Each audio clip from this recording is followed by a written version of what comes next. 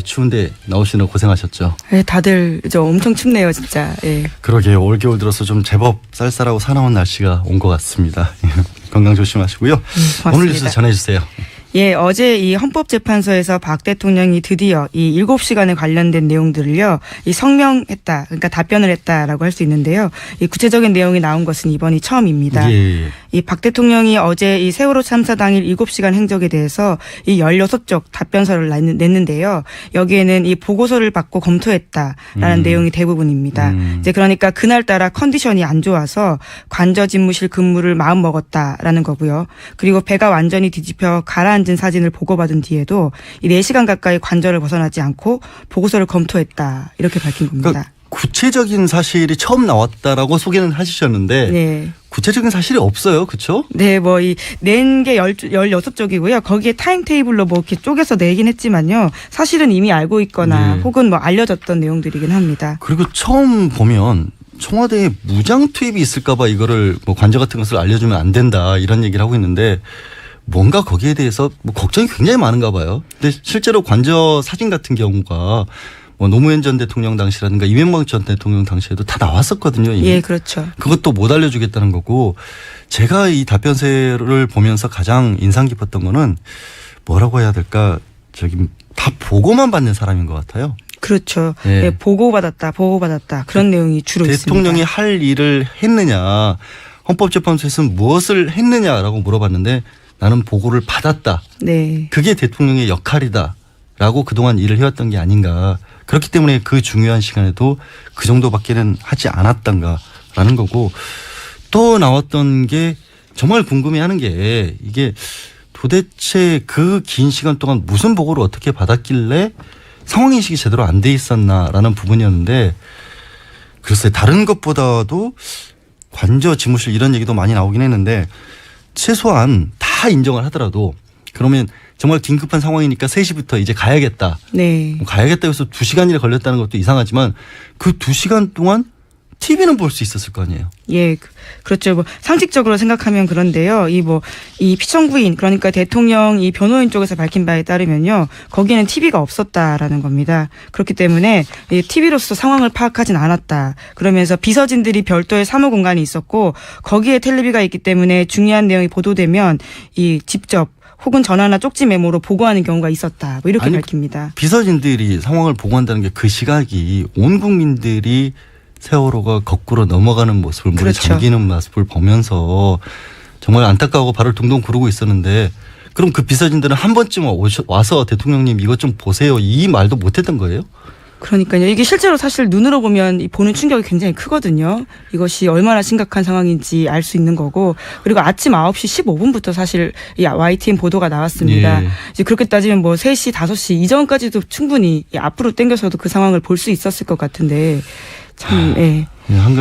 김 기자님 그때 현장에 계셨다고 잠깐 얘기를 한 것 같은데. 예, 그렇습니다. 저도 그날 보도를 보고 처음에는 뭐 전원구조 이런 이야기들이 나와서 안심을 하다가 예. 상황이 점심때부터 심상치 않다라는 걸 깨닫고 급하게 진도로 내려가서요. 그렇지만 서울에서 진도까지 가는데 시간이 꽤 걸리잖아요. 그렇죠. 그래서 그때 한 6시, 5시 정도에 도착을 했던 것 같은데요. 그때 이미 뭐 뱃머리밖에 남아있지 않았던 상황이고요. 이 물 밖에는요. 서울에서 진도까지 갈 때 꽤 뭐 남아 시간이 걸렸다라고 하셨는데 청와대 관저에서 중대본까지 가는데도 시간이 꽤 걸렸었습니다. 하여튼 어제 그리고 인상적이었던 답변서의 그 표현들에 보면 관저 집무실이라는 얘기가 계속 나오는데 네. 그 관저 집무실에 관해서는 저희가 그 전문가분 그 관저 집무실에 대해서 잘 아시는 분의 인터뷰를 준비하고 있습니다. 나중에 들려드리기로 하고요. 다음 두 번째 뉴스는 뭐죠? 예, 이와 관련해서 박 대통령에 대한 또 해명이 하나 더 나온 건데요. 이 세월호가 물에 완전히 잠긴 참사 당일 오후에 이 학생들이 구명조끼 입었다는데 그렇게 발견하기 힘드냐. 네. 이렇게 말해서 굉장히 많은 사람들의 지금까지도 충격을 주고 있는 그렇죠. 발언이죠. 예, 이에 대해서 이 해명을 한 건데요. 이 배가 일부 침몰해서 선실 안에 침수됐더라도 학생들이 구명조끼를 입고 있으니 물에 떠 있을 것이므로 이 특공대가 투입해서 발견할 수 있지 않았냐라는 취지의 질문이었다라는 겁니다. 배 안에 예. 엄청나게 넓은 공간이 있고 그게 배 안에 무슨 수영장처럼 그게 만들어져 가지고 구명조끼를 입은 채 그 안에서 학생들이 떠 있었다라는 얘기인 거예요, 그게? 그렇게 들리는데요. 이게 좀 황당한 상황 인식일 수밖에 없습니다. 왜냐하면 이런 이야기를 오후 5시 15분 정도에 이 중대본에 가서 하거든요. 그렇죠. 그게 TV 중계가 그대로 됐었고 예. 지금까지도 가장 도대체 이건 상황 인식이 안 됐던 게 아니냐라는 생각을 할 수밖에 없는 거였는데 그게 왜곡됐다라는 거잖아요. 전체 취지에는 그런 게 아니었는데 그 부분만 따가지고 마치 악마의 편집 이런 것처럼 자꾸 언론에서 문제 제기를 한다. 그거에 대해서 설명이었던 거잖아요. 지금 말씀하신 게. 예, 뭐 하지만 그때 말씀처럼 생방송으로 대부분 국민들이 그 전체 워딩들을 봤었고 그렇기 때문에 이게 마치 이제 의도적인 왜곡이나 악의적인 편집이라고 볼 수 있을까라는 생각이 좀 듭니다. 자, 언론인의 한 사람으로서 해명이 됐어요? 글쎄요. 그게 11시 반에 이미 뱃머리가 완전히 물속에 잠겼거든요. 그렇죠. 그 상식적으로 생각을 해보더라도요. 그 뱃머리가 빼고 다 잠겨 있는 상황에서 그 안에서 수영장처럼 아이들이 구명조끼를 입고 구조를 기다릴 수 있다라는 상황인식이라고 한다면요. 글쎄요. 좀 끔찍합니다. 정말로 그렇게 생각을 했더라면 그것도 문제네요. 사실은. 알겠습니다. 네. 어제 또 굉장히 놀라운 뉴스가 하나 또 나왔죠. 큰 뉴스가. 예, 이 또다시 태블릿 PC입니다. 이 태블릿 PC가 한동안 화제가 됐었는데요. 이 제2의 최순실의 태블릿 PC가 나왔다라는 특검의 발표입니다. 이것을요, 이 장시호 씨, 그러니까 최순실 씨 조카가요, 이것을 검찰에, 이 특검에 제출한 건데요. 이 태블릿 PC 안에는 이 삼성과 관련된 많은 자료들이 있다고 합니다. 네. 그렇기 때문에 최순실 씨와 관련된 뇌물죄 혐의가 더더욱 이 밝혀질 수 있는 단서들이 마련된 거죠. 그러니까 이 태블릿 PC는 2015년 7월부터 12월경까지 썼다라는 거지 않습니까? 예. 그러면 지금 삼성과 관련해서 제기된 의혹들이 2015년 7월경에 그 전에 과연 승마협회를 통해서 정유라 씨에 대한 말 지원 같은 것들이 계획이 이루어져 있었느냐 아니면 대통령 독대할 즈음에는 이재용 부회장이 과연 그런 상황들을 파악을 하고 있었느냐 자신의 이제 승계 과정과 관련해서 이런 내용들이 지금 의혹의 핵심인데 그때 마침 썼었던 내용이고 그렇죠. 예, 최순실 씨가 직접적으로 주고받은 이메일 같은 것들이 담겨 있다라는 거잖아요. 예. 근데 그거는 어디서 났대요? 제가 잠깐 아까 들어보니까 들어오다가 마침 외국인 여기 이제 TBS 진행하시는 분이 감옥에 있는 장시호 씨가 어떻게 최순실 그 태블릿 PC를 가지고 있다가 검찰에 내느냐라고 궁금해하더라고요. 예, 뭐 충분히 궁금해하실 수 있는 사항인 것 같습니다. 이 장시호 씨가 가지고 있긴 했지만요, 이거를 검찰에 낸 건 장시호 씨의 아버지이긴 합니다. 그러니까 이것이 어떻게 장시호 씨에게 가지고 있게 되었냐 보면요, 지난해 10월에 최순실 씨가 장시호 씨한테 전화를 해서요, 자신은 독일에 있기 때문에 이사를 가려고 하는데 이 짐을 좀 맡아달라 이렇게 이야기를 했다라는 겁니다.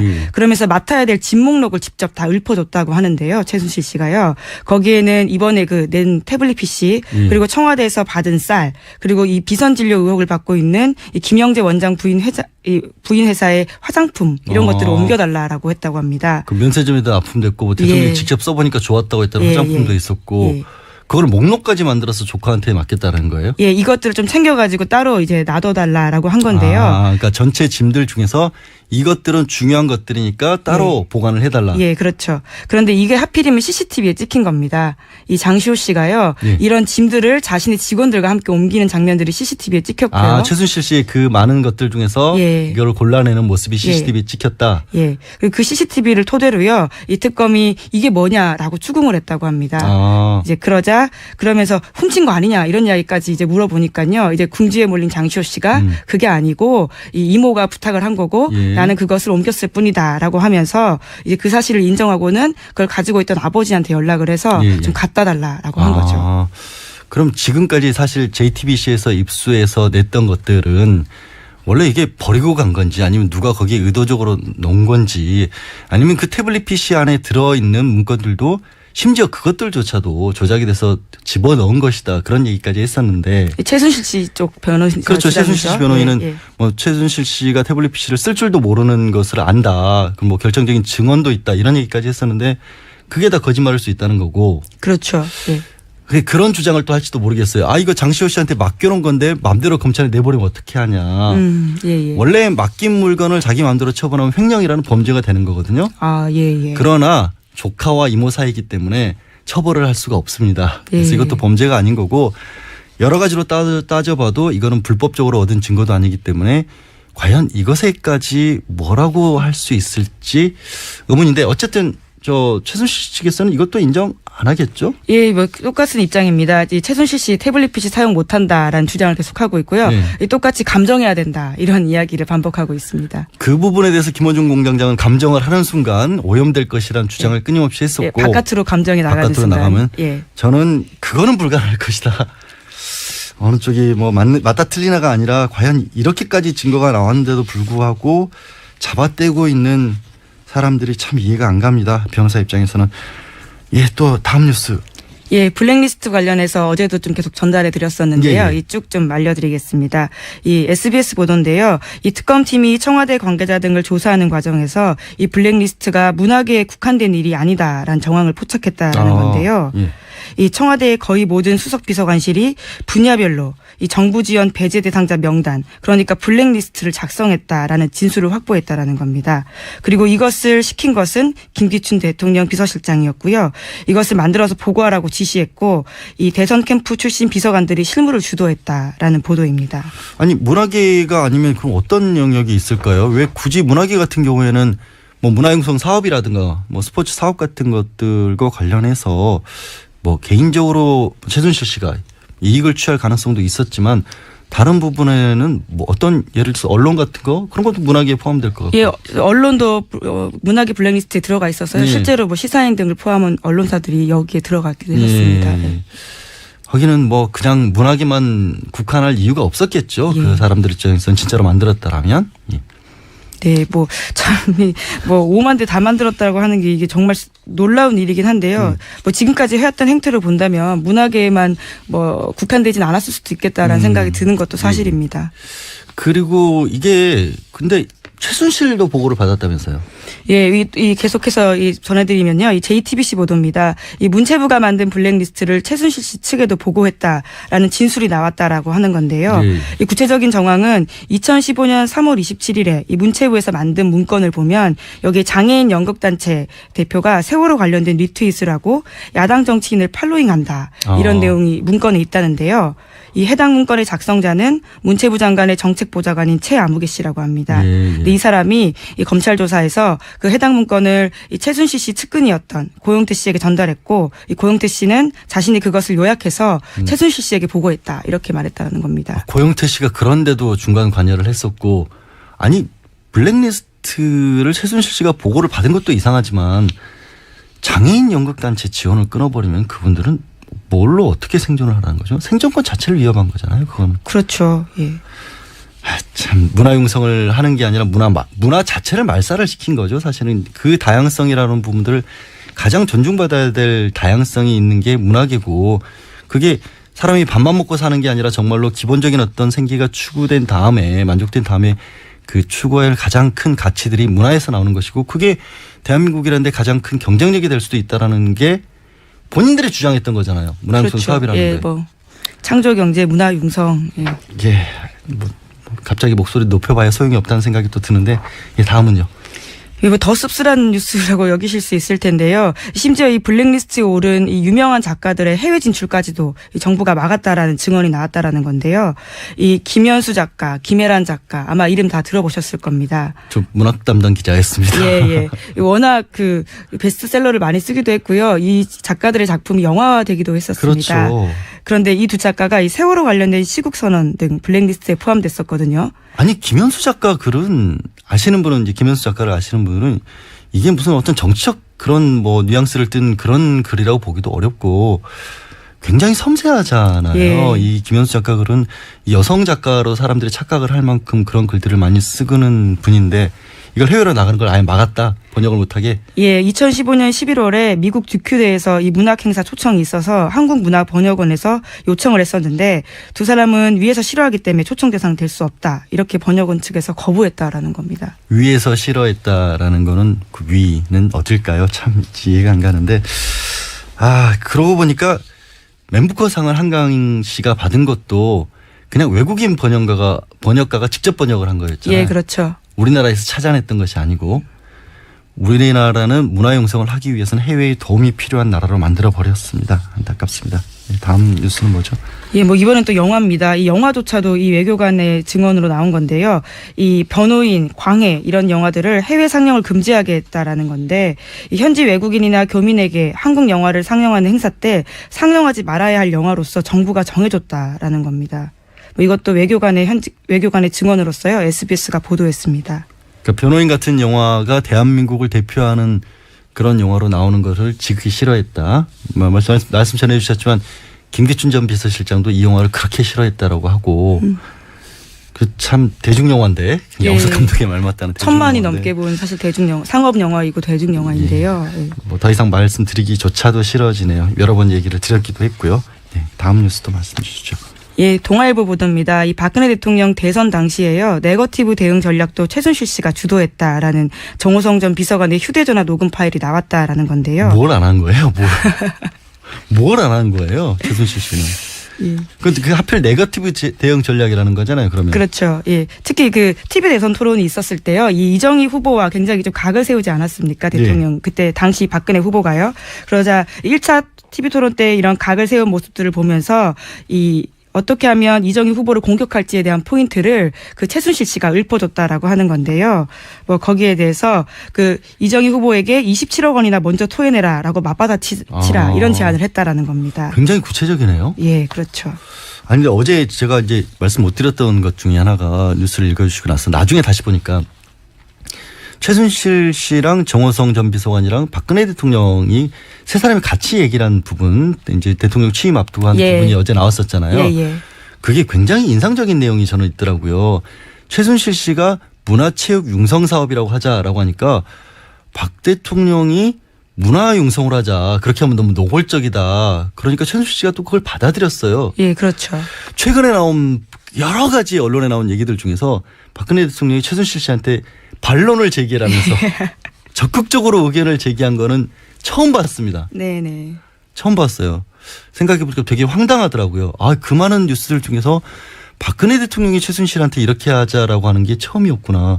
그다음에 또 하나 마음에 걸리는 게 뭘 생각하고 있었길래 체육이란 말까지 문화체육 융성까지 하면 너무 노골적이라는 표현을 썼을까. 보통 그렇게 하면 너무 노골적이잖아라고 하는 건 뭔가 바라는 게 있었을 때 하는 얘기잖아요. 예. 그 부분도 사실 고개를 갸웃거릴 수밖에 없는 그런 대목이었던 것 같습니다. 이거는 사실 어제 나왔던 얘기인데 어제 말씀을 못 드려서 전해드렸습니다. 또 다음 뉴스는요. 예, 이 조선일보 보도인데요. 정유라 씨 변호인이 돈 세탁, 횡령 사건 전문 변호사다라는 이 보도입니다. 이 덴마크에 있는 변호사를 뜻하는 건데요. 그 체포될 당시만 하더라도 이 얀 슈나이더 변호사였었는데요. 네. 그 변호사는 지금 현재 사임한 상태입니다. 이제 그런데 현지 관계자의 말에 따르면요, 처음부터 이 블랭켄베르라고 하는 이 돈 세탁, 횡령 사건 전문 변호사였고요. 그런데 코펜하겐에 그 변호사가 있어서 일정상 오지 못하면서 잠시 얀 슈나이더 변호사가 담당을 했던 거다라고 하면서요. 이 블링켄베르라는 덴마크 변호사는 이 일종의 전관 변호사로서 중앙검찰에서 근무한 경력이 있고요. 그리고 로펌 홈페이지를 보면 횡령 배임 탈세 자금 세탁 외환 부패 전문이라고 스스로를 소개했다라고 합니다.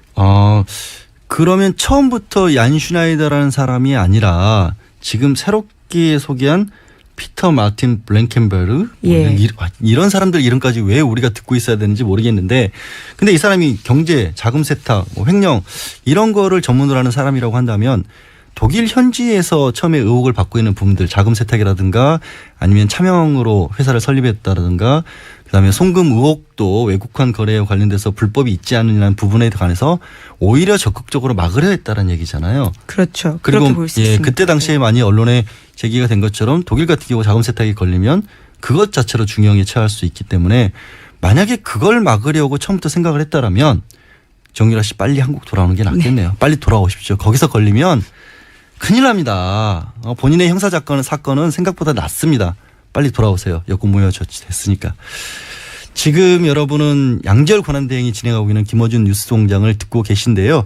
마지막 뉴스 하나만 더 짧게 전해주시죠. 예, 그것이 알고 싶다에서 이 경찰청 업무수첩 보도한 바가 있습니다. 그에 관련해서요, 경찰청에서 인사청탁 의혹에 대해서 이 진상규명에 들어갔다라는 부분입니다. 인사청탁 의혹에 대해서 결국 그 인사청탁 의심 대상이라는 데가 몇 군데 있잖아요. 예, 그렇습니다. 101 경비단이나 22 경찰 경호대, 202 경비단 여기가 101 경비단 같은 경우에는 101 경비단 헤어스타일이 따로 있을 정도로 경찰 내에서도 가장 자부심이 강한 조직이거든요. 어떤 헤어스타일인가요? 약간 2대8에 가깝긴 합니다. 아, 근데 예. 이 오래된 머리라지만 그게 촌스럽다고 생각을 하는 게 그만큼 역사와 전통이 있다라고 해서 나온 뒤에도 그 헤어스타일을 고수를 한다는 거예요. 나 101 경비단 출신이다. 아, 예. 그런 정도로 자부심이 강한 데인데 거기에 청탁회에서 들어가려 했었다.